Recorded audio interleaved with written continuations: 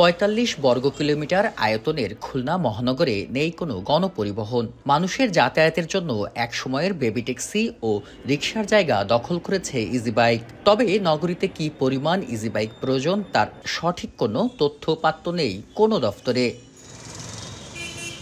বর্তমানে খুলনা মহানগরীর যানজটের প্রধান কারণ ইজি বাইক। এমনকি এ যানবাহন দিয়ে অপরাধ, দুর্ঘটনা ও চালক হত্যা করে বাহন চুরির মতো ভয়াবহ ঘটনাও ঘটছে। এদের নির্দিষ্ট রুট না থাকার কারণে যে যেখানে যেভাবে পারছে সেখানে থামাচ্ছে। ন্যূনতম 3 গুণ ধারণ ক্ষমতার বাইরে আপনার গাড়ি চলতেছে। আসতেছে গ্রাম থেকে, এখানে এসে প্যাসেঞ্জারগুলোর যেটা ভাড়া 10 টাকা, ওরা 5 টাকা টানতেছে। ৮৭০০ ইজি বাইকের লাইসেন্স দেওয়া হয়েছে, বর্তমানে ২০,০০০ গাড়ি চলে। এদিকে সড়কে শৃঙ্খলা ফেরাতে ২০২০ সালে প্রায় ৮,০০০ লাইসেন্স দেয় সিটি কর্পোরেশন। বন্ধ করা হয় বহিরাগত ইজি বাইক প্রবেশ, তবে তাতেও মেলেনি সুফল। নকল স্টিকার লাগিয়ে নগর জুড়ে চলছে প্রায় ৫০,০০০ ইজি বাইক।